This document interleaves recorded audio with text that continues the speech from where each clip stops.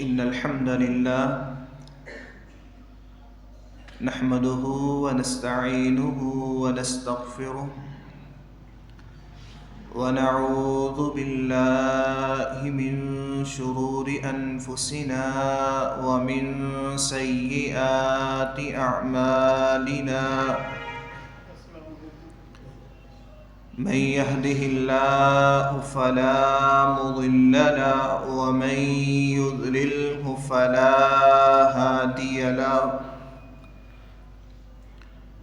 وأشهد أن لا إله إلا الله وحده لا شريك له وأشهد أن محمدًا عبده ورسوله اللهم صل على محمد وعلى آل محمد كما صليت على إبراهيم وعلى آل إبراهيم إنك حميد مجيد اللهم بارك على محمد وعلى آل محمد كما باركت على إبراهيم وعلى آل إبراهيم إنك حميد مجيد أما بعد فإن خير الحديث كتاب الله وخير الهدي هدي محمد صلى الله عليه وسلم وشر الأمور محدثاتها وكل محدثة بدعة وكل بدعة ضلالة وكل ضلالة في النار أعوذ بالله السميع العليم من الشيطان الرجيم وقضى ربك ألا تعبدوا إلا إياه وبالوالدين إحسانا إما يبلغن عندك الكبر أحدهما أو كلاهما فلا تقل لهما أف ولا تنهرهما وقل لهما قولا كريما واخفض لهما جناح الذل من الرحمة وقل رب ارحمهما كما ربياني صغيرا عن عبد الله بن مسعود رضي الله تعالى عنه قال سألت رسول الله صلى الله عليه وسلم أي الأعمال أحب إلى الله قال الصلاة لوقتها ثم قال ثم أي قال البر بوالديه ثم بر الوالدين ثم قال ثم أي قال الجهاد في سبيل الله رواه البخاري في صحيح أو كما قال عليهم السلام اللہ تعالیٰ کی مختصر حمد و ثنا کے بعد اور نبی رحمت جناب محمد الرسول اللہ صلی اللہ علیہ وعلا آلہ واصحابہ وبارک وسلم پر انگنت بے شمار درود و سلام کے بعد عزیز بھائیوں، قرآن پاک کی جو دو آیات آپ کے سامنے تلاوت فرمائی ہیں، سورت بنی اسرائیل ہے، 15واں پارہ ہے، اس کی آیت نمبر 23 اور 24 ہے۔ اور نبی کائنات علیہ السلام کا ایک فرمان آپ کے سامنے پڑا ہے۔ اللہ تعالیٰ سے دعا کریں اللہ تعالیٰ اس حوالہ سے چند گزارشات کرنے کی توفیق عطا فرمائے، اور اس کے بعد اللہ تعالیٰ میرے سمیت ہم سب کو اس کے مطابق عمل کی بھی توفیق عطا فرمائے۔ عزیز بھائیوں،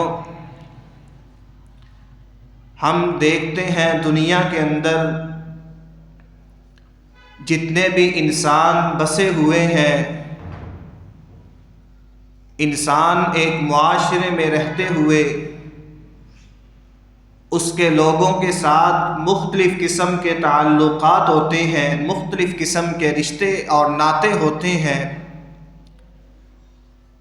اور یہ تعلقات، یہ شریک برادرییں، یہ خاندان، یہ باہمی حسب اور نسب کے سلسلے، اللہ تعالیٰ نے یہ ساری چیزیں بنائی ہیں۔ یا ایھا الناس انا خلقناکم من ذکر و انثی وجعلناکم شعوبا وقبائل لتعارفوا، یہ اللہ تعالیٰ نے باہمی آپس میں ایک دوسرے کی پہچان کے لیے بنائے ہیں، اور ان کی بنیاد پہ کسی انسان کا شرف، کسی انسان کی عزت نہیں ہے، لیکن اللہ کے ہاں جو انسان کا مرتبہ ہے، جو انسان کا مقام ہے، وہ کس بنیاد پہ ہے؟ ان اکرمکم عند اللہ اتقاکم، کہ اللہ کے ہاں معزز ترین، عزت والا وہ شخص ہے جو دنیا کے اندر پرہیزگار ہے، اللہ کا خوف رکھنے والا، ایمانت دار ہے، اللہ کا ڈر اپنے دل میں رکھنے والا۔ پھر انسان دیکھتا ہے کہ یہ جو نسل انسانی کی بقا ہے، یہ مرد عورت کے اخلاق سے یا ایھا الناس اتقوا ربکم الذی خلقکم من نفس واحدہ وجعل منها زوجها، پھر اللہ نے اس انسانی سلسلے کی جو بقا رکھی ہے،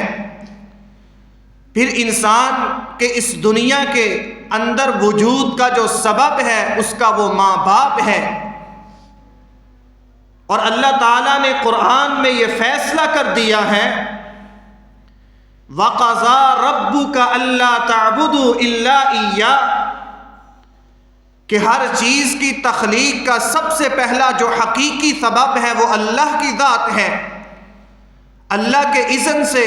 اس کے حکم سے کوئی چیز وجود میں آتی ہے، کوئی چیز پیدا ہوتی ہے، لیکن جو اس دنیا کے اعتبار سے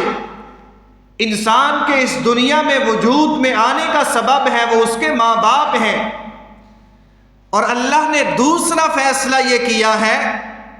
وَبِالْوَالِدَيْنِ إِحْسَانًا، کہ انسان تم نے اپنے والدین کے ساتھ حسن سلوک کرنا ہے، اپنے والدین کے ساتھ احسان کرنا ہے، اپنے والدین کے ساتھ محبت اور پیار والا انداز اختیار کرنا ہے۔ یہ تمہارے رب کا فیصلہ ہے کہ تم نے اپنے والدین کے ساتھ نیکی والا رویہ اختیار کرنا ہے، یہ تمہارے رب کا فیصلہ ہے۔ آج ہم دیکھتے ہیں دنیا کے اندر کہ کسی محکمے کے اندر کسی افسر کا اوپر فیصلہ آ جائے تو اس کے جو ماتحت لوگ ہوتے ہیں وہ اپنی نوکری کو بچانے کے لیے اپنے افسر کے سامنے یس سر اور نو سر سے آگے بات نہیں کرتے۔ ہم دیکھتے ہیں دنیا کے اندر کوئی پارلیمنٹ یہ کوئی فیصلہ کر دے کہ آپ نے اس کے سامنے اس طرح بات کرنی ہے، تو ہم دیکھتے ہیں جب یہ افسران آتے ہیں ان کے ماتحتوں کی سانسیں خشک ہوئی ہوتی ہیں، سر جھکے ہوئے ہوتے ہیں، سلیوٹ ہوتا ہے، ان کے سامنے بڑے دھیمے انداز میں بات کر رہے ہوتے ہیں، بڑے نرم لہجے سے کہیں ہماری نوکری نہ چلی جائے، ہمارا روزگار ختم نہ ہو جائے۔ ہم دیکھتے ہیں کہ کسی فیکٹری، کسی کارخانے کے اندر ایک مالک کا فیصلہ ہوتا ہے، اس کے مزدور اس کے سامنے کس طرح ادب سے بات کرتے ہیں۔ یہ دنیا کے فیصلے ہیں، دنیا کے مفاد کے لیے انسان اپنے آپ کو جھکا بھی لیتا ہے، دنیا کے مال کے لیے انسان اپنے آپ کو نیچے بھی کر لیتا ہے، دنیا کے مال کی خاطر، دنیا کے عہدوں کی خاطر انسان ان کی جھوٹی تعریفیں بھی کر دیتا ہے، دنیا کے مفاد کے لیے انسان اپنی اناؤں کو اپنے لہجوں میں نرمی بھی پیدا کر لیتا ہے۔ لیکن ایک تمہارے رب کا فیصلہ ہے، وَقَضَىٰ رَبُّكَ أَلَّا تَعْبُدُوا إِلَّا إِيَّاهُ وَبِالْوَالِدَيْنِ إِحْسَانًا۔ یہ تمہارے رب کا فیصلہ ہے کہ تم نے اپنے ماں باپ کے ساتھ اپنے لہجوں میں نرمی رکھنی ہے، یہ تمہارے رب کا فیصلہ ہے۔ اس کے فیصلے جو ہوتے ہیں وہ بڑے اٹل ہوتے ہیں، جو اس کے فیصلوں کو نہیں مانتا دنیا میں اس کا انجام دیکھ لیجئے گا۔ میرے رب نے فیصلہ کیا تھا عاد اور سمود کے بارے میں، میرے رب نے فیصلہ کیا تھا فرعون اور حامان کے بارے میں۔ جب انہوں نے رب کے فیصلوں کو توڑا ہے، اللہ نے ان کو دنیا کے اندر نیست و نابود کر کے رکھ دیا ہے۔ آپ کے رب کا فیصلہ کیا ہے؟ وَبِالْوَالِدَيْنِ إِحْسَانًا۔ میرے بھائیوں، ماں باپ کے ساتھ محبت، ماں باپ کے ساتھ شفقت، یہ کس لیے ضروری ہے؟ اللہ فرماتے ہیں، سورۃ احقاف ہے، اللہ فرماتے ہیں وَوَصَّيْنَا الْإِنسَانَ بِوَالِدَيْهِ إِحْسَانًا۔ ہم نے انسان کو یہ وصیت کی ہے، ہم نے انسان کو یہ سمجھایا ہے، ہم نے اس کو یہ حکم دیا ہے بِوَالِدَيْهِ إِحْسَانًا، اپنے والدین کے ساتھ تم نے احسان کرنا ہے، اپنے والدین کے ساتھ تم نے حسن سلوک اختیار کرنا ہے۔ یہ انسان کی ماں ہے، حَمَلَتْهُ أُمُّهُ كُرْهًا وَوَضَعَتْهُ كُرْهًا، فرمایا یہ انسان کی والدہ ہے، جب حاملہ ہوتی ہے اپنے بچے کو 9 ماہ تک اپنے پیٹ میں رکھتی ہے، کتنی مشقتیں برداشت کرتی ہیں، کتنی تکلیفوں کا سامنا ہوتا ہے، اپنے جسم کی غذا اس کو مہیا کرتی ہے، اپنی پسندیدہ چیزوں سے اجتناب کرتی ہے، کہیں میرے پیٹ کے اس بچے کو نقصان نہ ہو جائے۔ پھر وہ جب وضع حمل ہوتا ہے، تیرا اس دنیا میں آنا کتنی مشقت کا باعث ہے۔ اگر کوئی ایک عورت جو ہے وہ دنیا کے اندر موت کی جنگ لڑتی ہے تو وہ اس وقت لڑتی ہے جب اس کے ہاں ایک بچے کی ولادت ہوتی ہے۔ یہ کتنا مشکل مرحلہ ہے۔ پھر آگے اللہ فرماتے ہیں وَحَمْلُهُ وَفِصَالُهُ 30 شَهْرًا، پھر تیری والدہ جو ہے وہ تجھے اٹھا کے رکھتی ہے، تجھے چھاتی سے لگا کے رکھتی ہے، تیرے لیے خوراک کا اہتمام کرتی ہے، تجھے دودھ پلاتی ہے، پھر تو روتا ہے، تیرے رونے سے اکتاتی نہیں ہے، تجھے اٹھا کے رکھتی ہے، تو پیشاب کر دیتا ہے، وہ تجھ پہ غصے نہیں ہوتی، تو بالکل سردی کے اندر ٹھٹھرتی ہوئی راتوں کے اندر کتنی مشقتوں کو برداشت کر کے تجھے پالتی ہے، پوستی ہے۔ رسول اللہ صلی اللہ علیہ وسلم کے بعد ایک شخص آتا ہے، آ کے کہتا ہے من احق الناس بصحابتی، اللہ کے رسول یہ تو بتائیے میری حسن صحابت، میری حسن سلوک کا، میرے اچھے سلوک کا سب سے زیادہ مستحق کون ہے لوگوں میں سے، جس کے ساتھ میں اچھے طریقے سے پیش آؤں اور اچھی اس کے ساتھ میں مصابحت اختیار کروں۔ اللہ کے رسول جس کے ساتھ میں پیار اور محبت والا تعلق قائم کروں، جس کے سامنے کبھی بھی میں اف تک نہ کہوں، جس کے سامنے کبھی بھی میں اونچی آواز میں بولوں نہ، اللہ کے رسول کون ہے وہ؟ آپ نے فرمایا امو کا، تیری ماں ہے۔ اپنی والدہ کے ساتھ حسن سلوک، اپنی ماں کے ساتھ حسن سلوک۔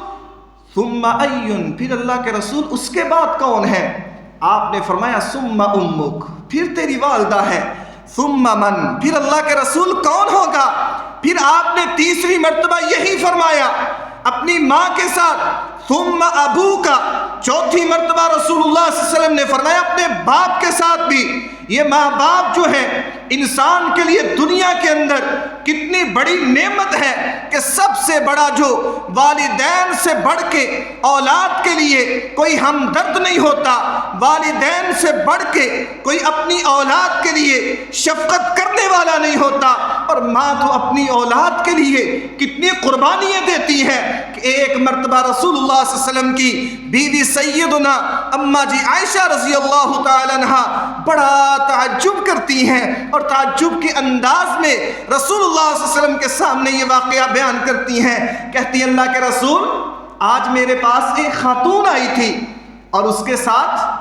2 چھوٹی چھوٹی بچیاں تھیں، اور اس نے آ کے مجھ سے کھانے کا مطالبہ کیا اور وہ بھوکی تھی، اللہ کے رسول اس کے پاس کچھ بھی نہیں تھا، تو اس نے مجھ سے جب کھانے کا مطالبہ کیا تو میرے پاس بھی کھانے کے لیے کچھ نہیں تھا، میرے پاس یہ چند ایک کھجور تھی جو میں نے اس کو پکڑا دی، میں کیا دیکھتی ہوں وہ خود بھی بھوکی ہیں، اس کی بچیاں بھی بھوکی ہیں، لیکن وہ اپنی بھوک کے اوپر اپنی بچیوں کو ترجیح دیتی ہیں اور اس کھجور کے 2 ٹکڑے کرتی ہیں، اور ایک ٹکڑا ایک بچی کے منہ میں داخل کر دیتی ہیں، ایک ٹکڑا دوسری بچی کے منہ میں داخل کرتی ہیں، خود بھوکی رہتی ہیں۔ یہ ماں باپ ہیں جو انسان جو اولاد کو پروان چڑھانے میں، جو اس اولاد کو جوان کرنے میں، جو اس اولاد کو دنیا کے اندر عظیم انسان بنانے میں، اس کی جوانی کے اوپر خوش ہونے میں، اس کی چال اور ڈال کے اوپر بھی رشک کرنے والے یہ دنیا کے اندر ماں باپ ہیں جو ہر طرح کی تنگی کو خود تو برداشت کر لیتے ہیں، لیکن اپنی اولاد کے لیے ہمیشہ کوشش یہ ہوتی ہے کہ میرے اولاد جو ہے دنیا کے اندر اچھا پہنے، اچھا کھائے۔ رسول اللہ صلی اللہ علیہ وسلم کے سامنے جب یہ انہوں نے واقعہ نقل کیا تو رسول اللہ صلی اللہ علیہ وسلم نے فرمایا اللہ اپنے بندے سے اس سے بھی بڑھ کے محبت کرتا ہے۔ میرے بھائیوں، ماں باپ یہ دنیا کے اندر کتنی عظیم نعمت ہے۔ سیدنا عبداللہ ابن مسعود رضی اللہ تعالی رسول اللہ صلی اللہ علیہ وسلم سے ایک دن سوال کرتے ہیں اور پوچھتے ہیں اللہ کے رسول بتائیے ای العمل احب الی اللہ، اللہ کے ہاں محبوب ترین عمل کون سا ہے، اللہ کے ہاں پسندیدہ عمل کون سا ہے؟ فرمایا الصلاۃ لوقتها، سب سے پہلے انسان کے ہاں جو افضل ترین عمل ہے وہ یہ ہے کہ انسان اس کے اللہ کی جو عبادت و بندگی میں نماز ہے اس کو اول وقت پہ ادا کرے۔ الصلاۃ لوقتها، نماز کو اول وقت میں ادا کرنا۔ ثم ایون، پھر اللہ کے رسول کون سا عمل ہے؟ آپ نے فرمایا ثم بر الوالدین، انسان اپنے ماں باپ کے ساتھ حسن سلوک اختیار کرے۔ اب انسان دنیا کے اندر یہ سمجھتا ہے کہ میں بڑی نمازیں پڑھتا ہوں، میں بڑے روزے رکھتا ہوں، بڑے نوافل ادا کرتا ہوں، لیکن وہ معاشرتی اعتبار سے، اخلاقی اعتبار سے والدین کو تنگ کرنے والا، والدین کو برا بلا کہنے والا، نبی کائنات علیہ السلام کے دور کے اندر سیدنا علقمہ رضی اللہ تعالی عنہ موت کی کشمکش میں ہے، آخری حال جو ہے نا وقت ہے، آخری لمحات ہیں، موت کی گھشی تاری ہے، زبان سے کلمہ جاری نہیں ہو رہا۔ رسول اللہ صلی اللہ علیہ وسلم کے پاس ان کی بیوی جو ہے پیغام بھیجتی ہے، اللہ کے رسول علقمہ کی حالت جو ہے وہ بڑی جو ہے نا نازک ہو چکی ہے، آخری لمحات ہیں، سکرات الموت ہیں۔ اللہ کے رسول تشریف لائیے، نبی کائنات علیہ السلام سیدنا عمار بن یاسر، سیدنا بلال، سیدنا صہیب رضی اللہ تعالیٰ عنہ کو بھیجتے ہیں، جاؤ علقمہ کو جاؤ اس کو کلمہ کی تلقین کرو۔ اور جب یہ تینوں صحابہ سیدنا علقمہ رضی اللہ تعالیٰ عنہ کے پاس آتے ہیں، وہ موت کی کشمکش میں ہیں، بیماری کی شدت ہے، بستر پہ پڑے ہوئے ہیں، کلمہ کی تلقین کرتے ہیں لیکن زبان سے کلمہ جاری نہیں ہوتا، کلمہ کی تلقین کرتے ہیں لیکن زبان سے کلمہ جاری نہیں ہوتا۔ تو صحابہ کرام رسول اللہ صلی اللہ علیہ وسلم کے پاس آتے ہیں، آ کے کہتے ہیں اللہ کے رسول کلمہ کی تلقین کی ہے لیکن زبان سے ادا نہیں ہوتا۔ کہا میرے صحابہ جاؤ تلاش کرو علقمہ کی والدہ ابھی زندہ ہے یا نہیں۔ حضرت بلال کہتے ہیں ہم تینوں جاتے ہیں، جا کے دیکھتے ہیں ایک بڑھیا سی خاتون ایک لاٹھی کے سہارے چلتی ہوئی رسول اللہ صلی اللہ علیہ وسلم کے پاس آ رہی ہے۔ ہم نبی صلی اللہ علیہ وسلم کو خبر دیتے ہیں، آپ ان کے پاس تشریف لے جاتے ہیں، جا کے پوچھتے ہیں ماں جی آپ بتائیے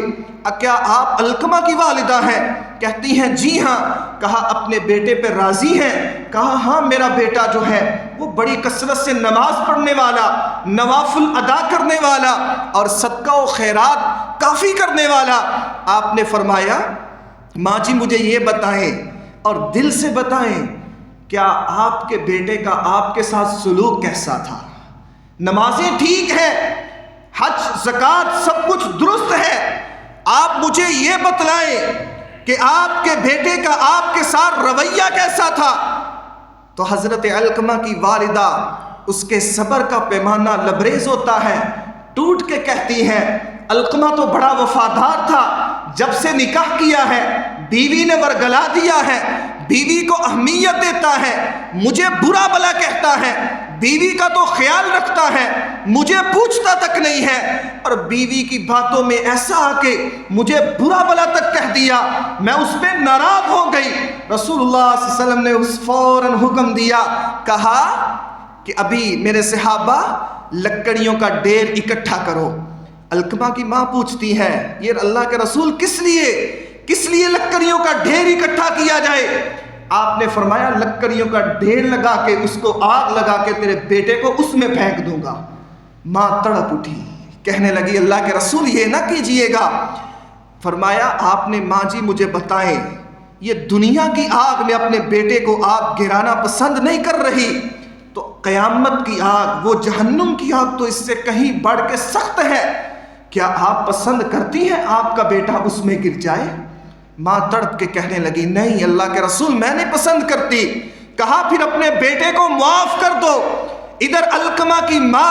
بیٹے کو معاف کرتی ہے، رسول اللہ صلی اللہ علیہ وسلم صحابہ کو بھیجتے ہیں، حضرت بلال کہتے ہیں ہم نے جا کے جب علقمہ کو کلمے کی تلقین کی ہے زبان پہ کلمہ جاری ہو گیا۔ یاد رکھیے گا میرے نوجوان بھائیوں، میری مائیں بہنیں بھی یاد رکھیں، آج خامدوں کو اس طرح ورگلانے والی، اس طرح ان کو گمراہ کرنے والی، کل کیا تمہارے اوپر بھی یہی وقت آنے والا ہے۔ آج اگر تم میاں بیوی کے روپ میں ہو، کل ماں باپ کا روپ اختیار کرنے والی ہو۔ اگر آج تم چاہتی ہو کہ ان ماں باپ کی عزت نہ ہو تو یاد رکھیے گا یہ دنیا مکافات عمل ہے، کل تمہارے اوپر بھی وقت آئے گا۔ رسول اللہ صلی اللہ علیہ وسلم نے فیصلہ کن بات سنا دی۔ سیدنا مغیرہ بن شعبہ رضی اللہ تعالیٰ بیان کرتے ہیں آپ نے فرمایا لوگوں یاد رکھیے گا رضا ربی فی رضا الوالدین، دنیا کے اندر جس کے ماں باپ اس پہ راضی ہوئے رب بھی اس پہ راضی ہوگا، وسخط ربی فی سخط الوالدین، دنیا کے اندر جس کے ماں باپ اس پہ ناراض ہوئے قیامت کے دن اس کا رب بھی اس پہ ناراض ہوگا۔ رسول اللہ صلی اللہ علیہ وسلم نے صحیح البخاری کی حدیث ہے آپ نے فرمایا ثلاثۃ لا يدخلون الجنہ، تین قسم کے لوگ ہوں گے وہ جنت میں داخل نہیں ہوں گے۔ فرمایا سب سے پہلا شخص کون سا ہے؟ العاق لوالدیہ، دنیا کے اندر اپنے ماں باپ کا نافرمان کل اللہ کی جنت سے محروم کر دیا جائے گا۔ آپ نے فرمایا مدمن الخمر، شراب نوشی کرنے والا، شراب کے اوپر ہمیشگی کرنے والا۔ تیسرا آپ نے فرمایا جو احسان کر کے پھر احسان جتلاتا ہے کل قیامت کے دن وہ بھی اللہ کی جنت میں نہیں جائے گا۔ آج میرے نوجوان بھائیوں، میرے ساتھیوں، تمہارے اگر ماں باپ زندہ ہیں تو ان کی قدر کیجئے گا، ان کی دعائیں لیجئے گا۔ اللہ ماں باپ کی دنیا میں دعائیں رد نہیں کرتا۔ رسول اللہ صلی اللہ علیہ وسلم کے پاس ایک شخص آیا، آ کے کہنے لگا اللہ کے رسول میں بیعت کرتا ہوں اس بات کے اوپر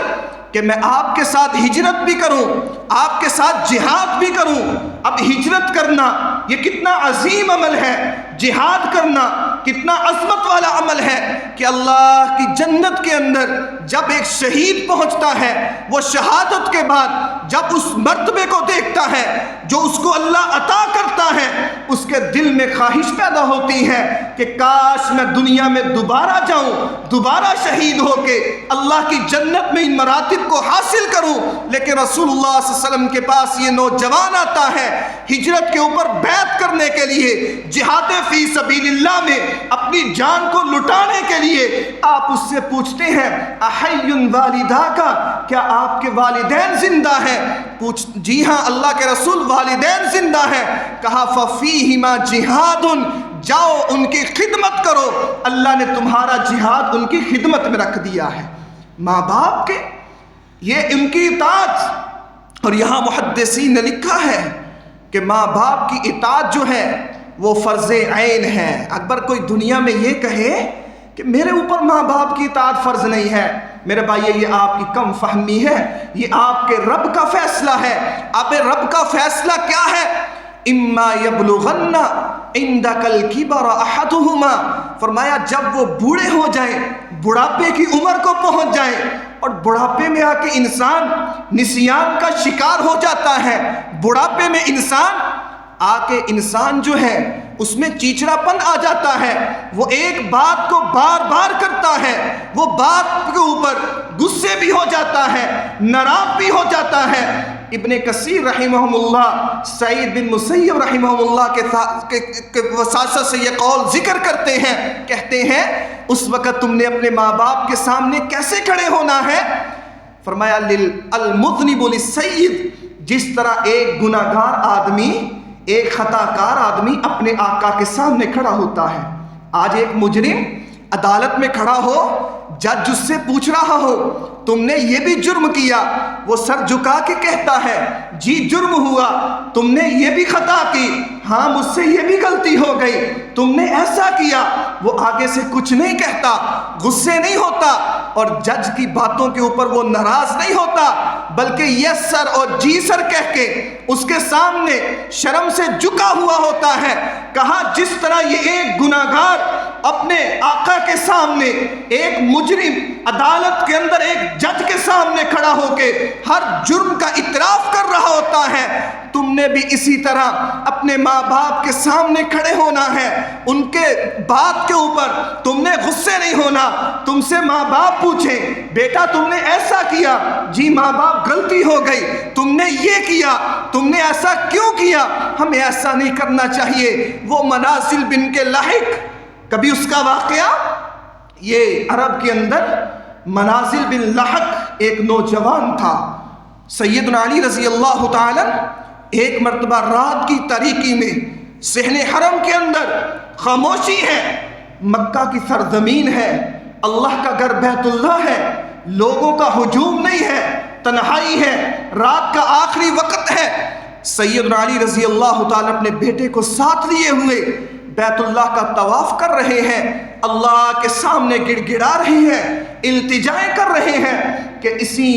کشمکش، اسی عالم کے اندر ایک آواز سنتے ہیں، جو ایک آواز اجنبی سی، وہ پکار رہا ہے اللہ تو غفور الرحیم ہے، تو اپنے بندوں کو نامراد نہیں لٹاتا، اللہ جو تیرے در پہ آتا ہے تو اس کو معاف کر دیتا ہے، اللہ جو تجھ سے مانگتا ہے تو اس کو عطا کر دیتا ہے، اللہ یہ تیرا گھر ہے، اس میں جو آتا ہے وہ امن پا جاتا ہے، اللہ یہ تیرا گھر ہے، یہاں تو تیری رحمتوں کا نزول ہوتا ہے، اللہ یہ تیرا گھر ہے، جن میں گناہگار آتے ہیں تو ان کو معاف کر کے واپس بھیجتا ہے، اللہ یہ آج ایک گناہگار آیا ہے اس کو معاف کر دے۔ سیدنا علی رضی اللہ تعالیٰ کہتے ہیں اپنے بیٹے سے جاؤ اس نوجوان کو لے کے آؤ، تلاش کرو یہ کدھر ہے۔ حضرت حسین بن علی کہتے ہیں جب میں تلاش کرتا کرتا جاتا ہوں، دیکھتا ہوں کہ مقام ابراہیم کے ساتھ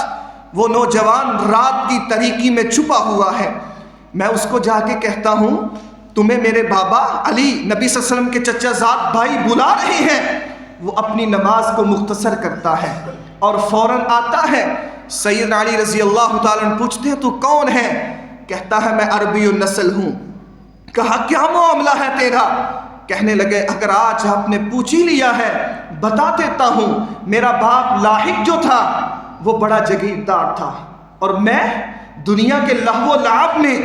یشیوں میں، بدماشیوں میں پڑا ہوا، اور دوستوں کی مجالس مجھے اتنی پسند تھی، میں سمجھتا تھا کہ دوستوں میں گل چھڑے اڑاؤں، مجھے کوئی روکنے والا نہ ہو، جس طرح چاہے میں کھاؤں، جس طرح چاہے میں مال کو صرف کروں، مجھے کوئی ڈانٹنے والا نہ ہو۔ اور میرا باپ ہر بار مجھے ڈانٹتا تھا، وہ مجھے روکتا تھا۔ مجھے ایک دن غصہ آیا، میں پہلے تو اپنے باپ کو زبان سے برا بلا کہتا تھا، ایک دن غصہ آیا، میں نے اپنے باپ کے چہرے کے اوپر تھپڑ رسید کر دیا۔ میرے باپ کو یہ بات اتنی ناگوار گزری، وہ حرم کے اندر آتا ہے، بیت اللہ کے اندر آتا ہے، اور کعبہ کے غلاف کو تھام کے بد دعا کرتا ہے، اللہ اس منازل کے بازو کو فالج کا شکار کر دے، اللہ اس کے بازو کو شل کر دے، جس ہاتھ سے اس نے مجھے تھپڑ مارا ہے۔ کہنا یہ بد دعا کی دیر ہے، یہ ہاتھ میرا تمہارے سامنے ہے، فالج کی وجہ سے ختم ہو چکا ہے، حرکت نہیں کر سکتا، شل ہو چکا ہے، سوکھ چکا ہے، یہ میرے باپ کی بد دعا کا نتیجہ ہے۔ یہ میرے بھائیو یاد رکھیے گا، رضا الرب فی رضا الوالدیہ وسخط الوالدیہ فی سخط الرب۔ جب دنیا کے اندر ماں باپ راضی ہوں گے، آسمان کا رب بھی کبھی ناراض نہیں ہوگا۔ جب ماں باپ تم پہ روٹھے ہوئے ہوں گے، تم لاکھ نمازیں پڑھو، لاکھ صدقہ و خیرات کرو، جب تمہارے ماں باپ تم پہ خوش نہیں ہیں، یاد رکھیے گا تمہارا رب بھی تم پہ راضی نہیں ہو سکتا۔ یہ تمہارے رب کا فیصلہ ہے، یہ تمہارے رب کا فیصلہ ہے۔ اما یبلغن عندک الکبر احدہما او کلاہما۔ دیکھیں یہاں قرآن نے کتنی جو ہے وضاحت سے اللہ یہ کہہ کے بات مکمل تھی، وبالوالدین احسانا، اپنے ماں باپ کے ساتھ حسن سلوک کرو۔ اب والدین کے اندر ماں باپ دونوں آ جاتے ہیں نا، لیکن آگے اللہ نے وضاحت کر دی، کہا ان میں سے ایک یا دونوں بڑھاپے کی عمر کو پہنچ جائے، اور آج ماں باپ جب بیمار ہو جائے زندگی میں تو اولاد سمجھتی ہے یہ تو ہمارے لیے بوجھ بن گئے ہیں۔ اور یاد رکھیے گا ڈاکٹر ان کو پرہیز بتاتے ہیں، ادویات دیتے ہیں، شاید وہ ان ادویات سے، ان پرہیز سے اتنی جلد صحت یابی نہ مل جائے اگر ان کی اولاد ان کے پاس آئے، یہ نوجوان بیٹے اپنے ماں باپ کے پاس بیٹھنا شروع کر دے، ان کے دل کی بات کو سننا شروع کر دے، ان کے لیے تسلی اور تشفی کا باعث بن جائے، تو یاد رکھیے گا دنیا کی کسی میڈیسن سے تمہارے ماں باپ کو اتنی جلدی شفا نہیں ملنے والی جتنی تمہاری ان باتوں سے تمہارے ماں باپ کو صحت اور عافیت مل جائے گی۔ اما یبلغن عندک الکبر احدہما او کلاہما فلا تقل لہما اف، تم نے ان کو اف بھی نہیں کہنا۔ اف کیا ہوتی ہے؟ عرب کے اندر اف کہتے ہیں، یہ ہلکی سے ایسے یہ ایسے کرنا، یہ اف ہوتی ہے کہ آپ نے اپنے ماں باپ کو اتنا سا بھی جواب نہیں دینا۔ رسول اللہ صلی اللہ علیہ وسلم نے فرمایا راغم انفن، اس شخص کا جو ہے ناک خاک آلود ہو، کیا مطلب ہے؟ اس کا خسارہ ہو، وہ شخص نقصان پا جائے۔ فرمایا جس کے پاس اس کے والدین، اس کی ماں یا اس کا باپ اس کو بڑھاپے میں مل گیا لیکن اس نے خدمت نہیں کی، ان کے ذریعے جنت کو حاصل نہیں کیا، اس نے اپنی جنت کو ضائع کر لیا۔ رسول اللہ صلی اللہ علیہ وسلم کے پاس ایک نوجوان آتا ہے، آ کے کہتا ہے اللہ کے رسول آپ کی معیت میں جہاد کرنا چاہتا ہوں۔ رسول اللہ صلی اللہ علیہ وسلم نے فرمایا وہ اپنے ماں باپ کو گھر کے اندر روتا ہوا چھوڑ کے آیا تھا، کہا آپ کے ساتھ جہاد پہ جانا چاہتا ہوں۔ آپ نے فرمایا ارجع، لوٹ جا اپنے ماں باپ کی طرح، اضحکہما، ان دونوں کو جا کے اسی طرح ہنسا جس طرح کما بقیتہما، جس طرح ان کو رلا کے آیا ہے۔ فإن الجنت تحت الثرى، جنت اللہ نے ان کے قدموں کے نیچے رکھ دی ہے، ماں باپ کے قدموں کے نیچے اللہ نے جنت رکھ دی ہے۔ کوئی شخص اپنی جنت کو اگر دنیا میں ضائع کر دیتا ہے، بتاؤ وہ اللہ کے دربار میں کیسے جنت کا مستحق بنے گا؟ فرمایا فلا تقل لہما اف ولا تنہرہما، دوسرا رب کا فیصلہ کیا ہے کہ تم نے ان کو روکنا نہیں، ان کو ٹوکنا نہیں۔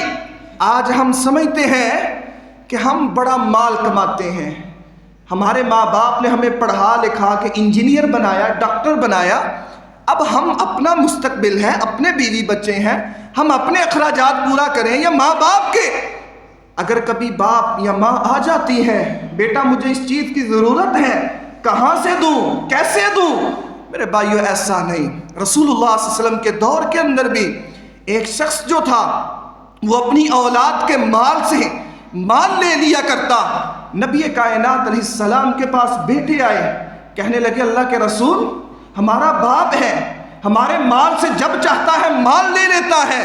اور ہمارے مال کو ضائع کر رہا ہے۔ رسول اللہ صلی اللہ علیہ وسلم نے ان بیٹوں کو بھی بلایا، اس باپ کو بھی بلایا۔ اس روایت میں اگرچہ کچھ کمزوری ہے، لیکن وہ باپ جب رسول اللہ صلی اللہ علیہ وسلم کے پاس آ رہا تھا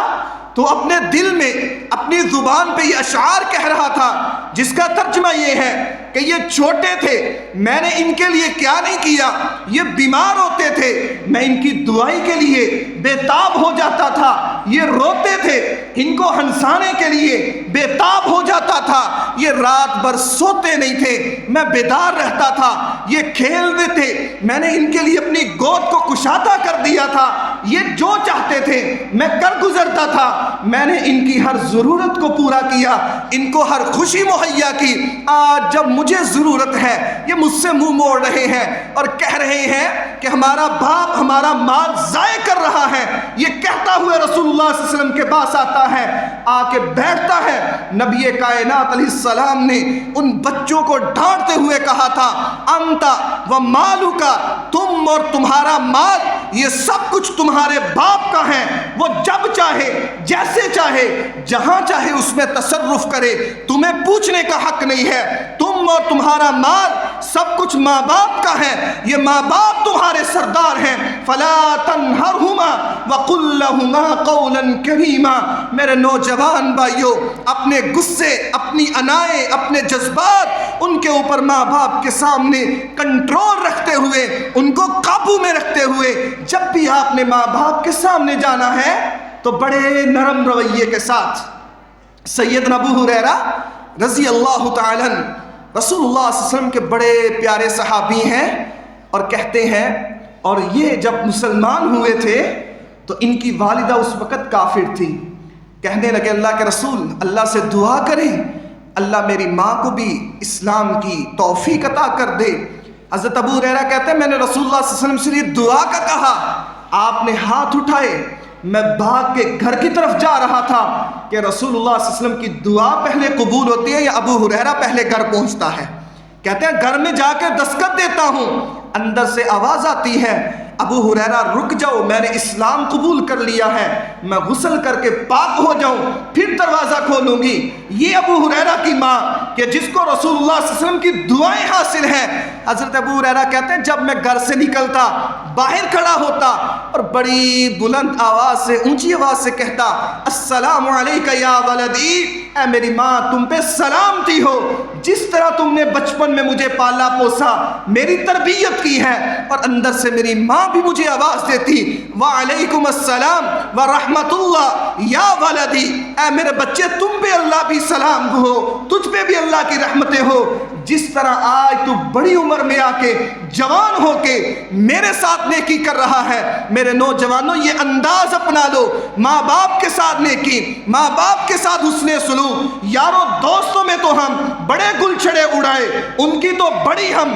دعوتیں کریں اور بڑے فخر سے ہم ان کے سامنے طرح طرح کے کھانے پیش کریں۔ کبھی ماں کے لیے بھی لے جایا کرو نا، کبھی باپ کے لیے بھی لے جایا کرو نا۔ جس طرح دوستوں کو میسج کر کر کے بلاتے ہو، ان کو کال کر کر کے بلاتے ہو، کبھی اپنے ماں باپ کو بھی بٹھاؤ نا ساتھ، ان کو بھی لے جاؤ، ان کو بھی دنیا کے یہ بہترین ہوٹلوں میں کھلاؤ۔ تمہارے ماں باپ جو ہیں تمہاری صحبت تمہارے حسن سلوک کا سب سے زیادہ حقدار ہیں۔ آگے اللہ فرماتے ہیں وَاخْفِضْ لَهُمَا جَنَاحَ الذُّلِّ مِنَ الرَّحْمَةِ۔ اولاد دنیا کے اندر طاقت میں، شہرت میں، مال میں، اقتدار میں، ڈگریوں میں، عہدوں میں، کامیابیوں میں جتنی بھی اونچی چلی جائے، جب اپنے ماں باپ کے سامنے ہے، جس طرح ایک پرندہ جو ہے وہ فضاؤں میں اڑتا ہے، ہواؤں میں چلتا ہے، بادلوں کو چیرتا ہے، بڑی بلندیوں پہ پہنچ جاتا ہے، لیکن جب زمین پہ بیٹھتا ہے اپنے پڑوں کو سکیڑ لیتا ہے، بڑا عاجز ہو کے بیٹھتا ہے۔ دنیا میں تمہارے نام بڑے ہیں، لیکن اپنے ماں باپ کے سامنے تم نے جب بیٹھنا ہے سر کو جھکا کے ادب سے بیٹھنا ہے، اور ان کے لیے ہمیشہ اپنے دعا کیا کرنی ہے وَقُلْ رَبِّ ارْحَمْهُمَا كَمَا رَبَّيَانِي صَغِيرًا وَقُلْ رَبِّ ارْحَمْهُمَا كَمَا رَبَّيَانِي صَغِيرًا۔ اللہ میرے ماں باپ پہ اسی طرح رحمتیں کر دے جس طرح انہوں نے بچپن میں مجھ پہ رحمتیں کی۔ اللہ سے دعا ہے اللہ ہمیں جو کچھ بیان کیا ہے اس کے مطابق عمل کی توفیق عطا فرمائے۔ وقولوا قولی ھذا استغفر اللہ لی ولکم اجمعین۔